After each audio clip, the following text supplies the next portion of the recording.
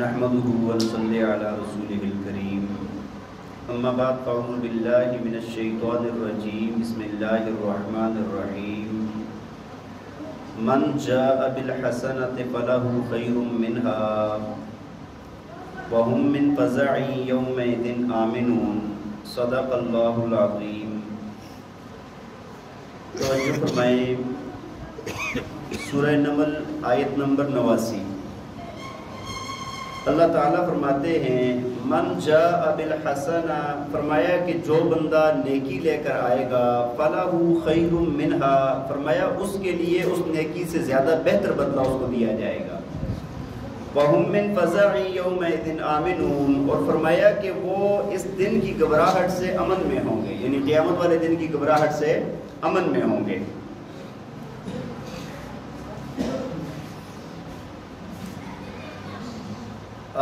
دیکھیں جی، گزشتہ آیات میں جزائے اعمال کا بیان تھا کہ جب سور میں پھونکا جائے گا اور پھر اس کے بعد جو بھی زمین آسمان میں ہیں وہ سارے کے سارے خوفزدہ ہوں گے، مگر جس کو اللہ نے چاہا، جس کو اللہ نے مضبوط رکھا، وہی مضبوط رہے گا۔ اور فرمایا کہ پہاڑ اس دن بادلوں کی طرح اڑ رہے ہوں گے اور انسان یہ محسوس کرے گا کہ یہ اپنی جگہ پر ٹکے ہوئے ہیں، تو بڑا خوف والا دن ہوگا۔ تو اسی کو اللہ تعالیٰ نے جاری رکھتے ہوئے فرمایا من جاء بالحسنۃ فلہ خیر منہا، فرمایا کہ جو اس دن جو بندہ نیکی لے کر آئے گا اس کو اس کی نیکی سے بہتر بدلہ دیا جائے گا۔ وَهُمْ مِنْ فَزَعٍ يَوْمَئِذٍ آمِنُونَ، اور وہ اس دن کی گھبراہٹ سے، اس دن کے خوف سے امن میں ہوگا، اس کو اس دن خوف نہیں ہوگا۔ اور آگے فرمایا وَمَنْ جَاءَ بِالسَّيِّئَةِ، اور فرمایا کہ جو بندہ برائی لے کر آئے گا فَكُبَّتْ وُجُوهُهُمْ فِي النَّارِ، تو فرمایا کہ ان کو اونڈے منہ جہنم کی آگ میں ڈالا جائے گا۔ هَلْ تُجْزَوْنَ إِلَّا مَا كُنْتُمْ تَعْمَلُونَ، اور فرمایا کہ یہ بدلہ نہیں ہے مگر اس کا جو تم کرتے تھے۔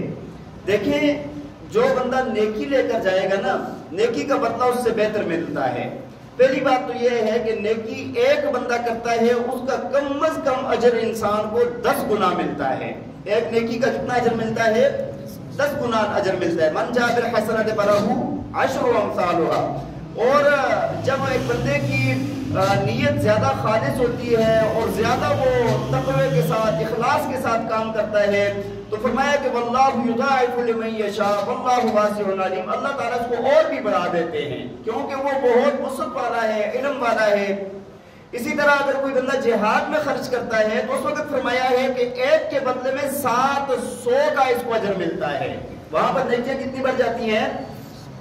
تو اسی طرح یہ نیکیوں کا کم از کم درجہ یہ ہے کہ 10 ملتی ہیں اگر اللہ تعالیٰ نے قبول فرمایا تو۔ اگر کسی کی نیکی قبول ہو گئی نا تو اس کو کتنی ملتی ہیں؟ جو قبول نہ ہوئی تو ایک بھی نہیں ملتی، اگر قبول نہ ہوئی تو۔ لیکن یہ ہے کہ اللہ تعالیٰ نے قرآن پاک میں فرمایا ہے کہ جو بندہ نیک اعمال کرے گا، مومن ہوگا، نیک اعمال کرے گا، فلا کفران لسعیہ، فرمایا کہ اس کی اس کوشش کو اللہ تعالیٰ ضائع نہیں کرے گا، اس کی ناقدری نہیں کی جائے گی۔ ہاں، بندے کی اپنی خرابی ہوتی ہے جس کی وجہ سے وہ قبول نہ ہو، لیکن جو بندہ گناہ کرتا ہے تو ایک گناہ پر ایک گناہ کا ہی بدلہ دیا جاتا ہے، ہاں، جزاء مثلھا، اسی کے برابر دیا جاتا ہے۔ اللہ اکبر کبیرہ۔ اور آگے فرمایا انما امرت ان اعبد رب هذه البلدة التي حرمها وله كل شيء، فرمایا کہ بے شک مجھے تو حکم دیا گیا ہے کہ میں عبادت کروں اس شہر کے رب کی جس کو اللہ نے حرمت والا بنایا ہے، جس کو اللہ نے احترام والا بنایا ہے۔ وَلَهُ كُلُّ شَيْءٍ، اور فرمایا کہ ہر چیز اسی کے لیے ہے۔ وَأُمِرْتُ أَنْ أَكُونَ مِنَ الْمُسْلِمِينَ، اور فرمایا کہ مجھے تو یہ حکم دیا گیا ہے کہ میں فرمانبرداروں میں سے ہو جاؤں۔ دیکھیں، یہاں پر حرمت والے شہر سے مراد مکہ مکرمہ ہے، حرمت والے شہر سے مراد اللہ تعالیٰ نے اس شہر کی قسمیں بھی کہی ہیں وَهَذَا الْبَلَدِ الْأَمِينَ، اللہ تعالیٰ نے اس شہر کو امن والا شہر قرار دیا ہے، اور یہ ہمیشہ سے امن والا ہے۔ نبی پاک صلی اللہ علیہ وسلم نے جب مکہ کو فتح کیا تو آپ نے اس وقت بھی فرمایا یہاں پر جو یہاں پر رہے گا وہ کیا ہوگا؟ امن میں ہوگا۔ مختلف باتیں فرمائی تھی، ان میں سے مکہ کے اندر رہنے والوں کو بھی کیا کیا گیا تھا؟ امن دیا گیا تھا، اور فرمایا کہ اس میں پہلے بھی امن تھا اور آج بھی کیا ہے؟ امن ہے۔ اور یہ نیک لوگوں کا ٹھکانہ ہے اور نیک لوگوں کے دل اس کی طرف کھینچے چلے جاتے ہیں۔ مکہ مکرمہ ایسی جگہ ہے کہ جتنے بھی نیک لوگ ہیں نا اس کے دل اس کی طرف بڑے لگے ہوئے ہیں۔ آپ دیکھیں سارے مسلمانوں کا وَأَنْ أَتْلُوَ الْقُرْآنَ، اور فرمایا مجھے یہ بھی حکم دیا گیا کہ میں قرآن کی تلاوت کروں۔ فَمَنِ اهْتَدَىٰ فَإِنَّمَا يَهْتَدِي لِنَفْسِهِ، فرمایا کہ جو بندہ ہدایت پائے گا، سیدھا رستہ اختیار کرے گا، اس کا سیدھے رستے کا فائدہ اس کی اپنی جان کو ہے۔ وَمَنْ ضَلَّ، اور فرمایا کہ جو گمراہ ہوگا، فَقُلْ إِنَّمَا أَنَا مِنَ الْمُنذِرِينَ، تو آپ کہہ دیجئے میں تو تمہیں صرف ڈرانے والا ہوں۔ وہ اپنے لیے نقصان کرے گا۔ دیکھیں اللہ تعالیٰ نے یہاں پر نبی علیہ السلام کے مقاصد میں سے یہ بھی بیان فرمایا کہ قرآن کی تلاوت کرنا۔ اچھا یہ دو طرح سے ہے، ایک تو یہ ہے کہ قرآن پڑھنا، اگر کوئی بندہ نیک نیت کے ساتھ اخلاص کے ساتھ پڑھتا ہے تو اس کو 1 حرف پر 10 نیکیاں ملتی ہیں پڑھنے پر، اور دوسرا ہے قرآن کا سمجھنا۔ دوسرا کیا ہے؟ تلاوت کا معنی سمجھنا بھی ہوتا ہے۔ تلاوت کا معنی کیا ہوتا ہے؟ اچھا مسلمان نا آج اس بات سے بالکل بے خبر ہو گئے ہیں، بھئی اللہ کی کتاب ہے بس پڑھو، برکت حاصل کرو، مردوں کے لیے پڑھ لو، ہاں جی ایثار ثواب کر لو۔ بھئی اللہ نے یہ قرآن اس لیے تو نازل نہیں کیا، پڑھو اس کا بہت بڑا اجر ہے، 10 نیکیاں ملتی ہیں، لیکن اللہ نے نازل اس لیے کیا ہے، اللہ تعالیٰ نے ایک پیغام بھیجا ہے اس امت کے لیے، انسانیت کے لیے، اس کی ہدایت کے لیے، اور انسان ہے کہ اس کو سمجھتا ہی نہیں ہے، کوشش ہی نہیں کہ کبھی کہ بھائی اس قرآن کو سمجھو، اس کے اندر اللہ نے فرمایا کیا ہے۔ اس میں تو احکامات ہے نا، اللہ کی طرف سے حکم ہے یہ کام کرنا ہے اور یہ نہیں کرنا، ہمیں یہ پتہ نہیں ہے کہ کون سا کام یہاں اللہ فرما رہے ہیں کرو اور کون سے کام سے منع فرما رہے ہیں، بس ہم نے ایک رسمی سا نا قرآن کے ساتھ تعلق رکھا ہوا ہے۔ اور قرآن کا سمجھنا تلاوت سے بہت اونچا درجہ ہے، یہ بات یاد رکھیں، قرآن کا سمجھنا تلاوت کرنے سے بہت اونچا درجہ رکھتا ہے، اس کی نیکیاں بہت زیادہ ہیں اس سے۔ تو قرآن کو سمجھے بھائی، قرآن کو سمجھیں، اپنے بچوں کو بھی ہم کیا کرتے ہیں، ناظرہ پڑھا دیا، ٹھیک ہے جی ناظرہ بڑی مشکل سے، ہاں جی پھٹی پرانی حالت میں بچوں کو بھیجیں گے، کوئی قرآن کا احترام نہیں ہے، اسکول کے لیے ایسے صبح صاف ستھرے چمکتے ہوئے بچے جائیں گے، قرآن کے لیے جب بھیجیں گے تو ایک پانچا پھٹا ہوا ہے، حالت غیر ہے، کپڑے عجیب و غریب، ہاں جی کبھی کوئی مطلب کوئی قرآن کا احترام ہے یار، اچھے کپڑے پہنا کر بچوں کو بھیجا کریں، ٹھیک ہے جی۔ اور پھر دھیان دیا کریں گے قرآن جو پڑھانے والا استاد ہے اس کا بھی احترام کیا کریں۔ مساجد کے اندر فری میں پڑھایا جا رہا ہوتا ہے، کوئی فیس نہیں لی جا رہی ہوتی اور لوگوں کو بالکل قدر نہیں ہوتی، یہاں تک کہ لوگ آ کے بڑا غصہ کرتے ہیں۔ میں مسجد میں شروع میں خود پڑھاتا تھا نا ادھر، تو کئی مرتبہ یہاں پر لوگ آتے تھے اور آ کے وہ جی بچے کو آ نہیں رہا جی، میں نے کہا تم کون ہو جی،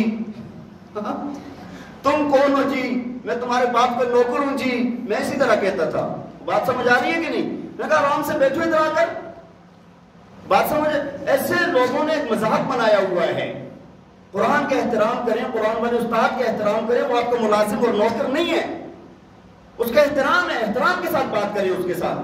بات سمجھ آ رہی ہے کہ نہیں؟ ہم تو کروا دیتے ہیں تھوڑا بہت احترام، اگر کوئی گڑبڑ کرے تو ٹھیک ہے جی، ہم نے تو کسی سے، اور بھائی جب تک یہ ہاتھ ایسے ہوتا ہے نا تب تک بندے کا سر جھکا ہوا ہوتا ہے، ہمارا ایسے نہیں ہے، ہمارا ایسے، ہاں ایسے ہونا چاہیے ہم کہتے ہیں، تو پھر ایسی بات نہیں ہوتی۔ اللہ تعالیٰ بہرحال نیک لوگ ہوتے ہیں وہ برداشت کر لیتے ہیں، تو لوگوں کو اس بات کا خیال نہیں ہے، یہاں تک کہ بچے آتے ہیں قاعدہ نہیں ہوتا پاس، وہ قاری صاحب دے دیں گے جی، قاری صاحب دے دیں گے، بچوں کو قاعدہ بھی نہیں دیا یار۔ اچھا پھر چھٹی کرواتے ہیں بچوں کو، چلو جی آج مرضی ہے آئیں نہ آئیں یہ وہ، میں نے کہا ہوا جو 3 دن بچوں کو بغیر بتائے چھٹی کرے گا اس کا دوبارہ داخلہ کبھی بھی نہیں ہوگا۔ بات سمجھ آ رہی ہے کہ نہیں؟ یا تو عذر پیش کرو، کوئی خاص عذر تھا، خاص ایسا مرض لگ گیا تھا کہ جس میں بتانے کی بھی آپ کو ہمت نہیں ہوئی، ٹھیک ہے جی۔ قرآن کو احترام کے ساتھ پڑھیں، اور میں آپ کو یہ عرض کر رہا تھا کہ ناظرہ کو پڑھائیں ہی پڑھائیں، اس کے اندر بھی لوگ سستی کرتے ہیں، اور اس کے علاوہ پھر قرآن کو سمجھائیں۔ اب یہ جو چھوٹے بچے بیٹھے ہوئے ہیں نا، یہ یہاں پر نا ان کو یہ پانی دیا جا رہا ہے زمین کو، یہ درس کے اندر بیٹھیں گے انشاءاللہ یہ قرآن سیکھیں گے، ان کو پتہ چلے گا قرآن کیا ہے۔ تو اللہ تعالیٰ ہمیں قرآن کو سمجھنے کی توفیق عطا فرمائے۔ تو فرمایا کہ مجھے یہ بھی حکم دیا گیا ہے کہ میں قرآن کی تلاوت کروں، لوگوں کو سکھاؤں، لوگوں کو پڑھ کے سناؤں، اور دوسرا یہ ہے کہ جو ہدایت پاتا ہے اس کا فائدہ کسی اور کو نہیں ہے، ہدایت کا فائدہ اسی کی اپنی ذات کو ہے، اور جو گمراہ ہوتا ہے اس کا نقصان اس کی اپنی ذات کو ہے۔ ایک بندہ ایمان لے آیا اور بڑا تقوی والا ہے تو اللہ کو کوئی فائدہ ہے اس کے تقوی کا؟ اللہ کو کوئی فائدہ نہیں ہے، اللہ کو ہماری نیکیوں سے کوئی فائدہ بھی نہیں، یہ ہماری اپنی ذات کو فائدہ ہے۔ ہم نے نماز پڑھی ہے تو اس کا اللہ پر کوئی احسان نہیں ہے، اللہ کا ہم پر احسان ہے کہ اللہ نے ہمیں توفیق دی ہے نماز پڑھنے کی۔ بات سمجھ آ رہی ہے کہ نہیں؟ اب بعض لوگ تو مجھے یہاں تک میں نے سنا ہے اور جی بڑی تہجدیں پڑھی ہیں، اللہ نہیں سن رہا جی ابھی کوئی نہیں، بس ہاں اس طرح نعوذ باللہ اس سے کفر میں چلا جاتا ہے، بعض دفعہ بندہ ایسی بات کر لیتا ہے، ٹھیک ہے جی۔ تو ان چیزوں سے ہمارا کوئی احسان اللہ پر نہیں ہے، اللہ کا احسان ہم پر ہے کہ اس نے ہمیں توفیق دی ہے۔ اور فرمایا وَقُلِ الْحَمْدُ لِلَّهِ، فرمایا آپ کہہ دیجئے تمام تعریفیں اللہ کے لیے ہیں، سَيُرِيكُمْ آيَاتِهِ فَتَعْرِفُونَهَا، فرمایا کہ ان قریب ہم تمہیں اپنی نشانیاں دکھائیں گے اور پھر تم اس کو پہچانو گے۔ اللہ کی طرف سے نشانیاں آئیں گی، پھر انسان جس طرح دجال آئے گا، ہاں جی، اور حضرت عیسیٰ علیہ السلام آئیں گے، یہ بڑی بڑی نشانیاں ہیں، جب آئیں گی تو پھر بندہ تب پہچانے گا بھی۔ وَمَا رَبُّكَ بِغَافِلٍ عَمَّا تَعْمَلُونَ، فرمایا تیرا رب غافل اور بے خبر نہیں ہے ان کاموں سے جو تم کرتے ہو۔ اللہ تعالی ہمیں عمل کرنے کی توفیق عطا فرمائے۔ وآخر دعوانا ان الحمد للہ رب العالمین۔